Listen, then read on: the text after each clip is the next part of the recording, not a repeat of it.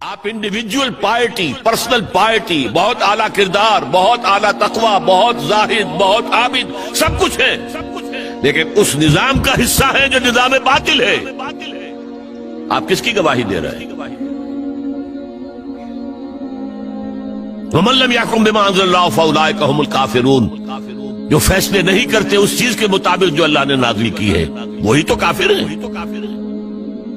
تم نے کافر کسے سمجھا ہے؟ وَمَن لَّمْ يَحْكُم بِمَا أَنزَلَ اللَّهُ فَأُولَٰئِكَ هُمُ الظَّالِمُونَ، جو اللہ کی اتاری ہوئی شریعت کے مطابق فیصلے نہیں کرتے وہی تو مشرک ہے۔ وَمَن لَّمْ يَحْكُم بِمَا أَنزَلَ اللَّهُ فَأُولَٰئِكَ هُمُ الْفَاسِقُونَ، جو اللہ کی اتاری ہوئی شریعت کے مطابق فیصلے نہیں کرتے وہی تو ناہنجار ہیں، فاسق ہیں، غدار ہیں، باغی ہیں، سرکش۔ یہ تین فتوے ہیں مفتی اعظم کے۔ مفتی اعظم کون ہے؟ اللہ۔ قرآن میں یہ لفظ آیا ہے اللہ کے لیے، یفتیکم،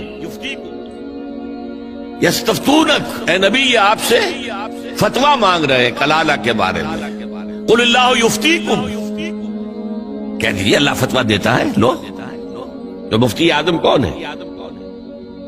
یہ سارے دنیا کے مفتی مل کر بھی اگر مفتی بن جائیں ایک، تو کیا اللہ کے برابر ہوں گے؟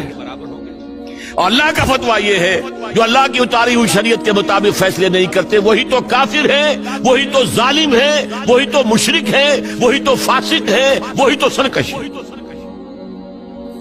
اور یہ تین فتوے ایک رکوع میں آئے ہیں، سورہ مائدہ کا رکوع نمبر 7۔ تو یہ شہادت جو ہے، یہ شہادت گہے الفت میں قدم رکھنا ہے۔ لوگ آسان سمجھتے ہیں مسلمان ہونا۔ ٹھیک ہے، کہہ دیا اشہد ان لا الہ الا اللہ واشہد ان محمد رسول اللہ، اب تمہیں معلوم نہیں ہے شہادت گاہ میں آ گئے ہو۔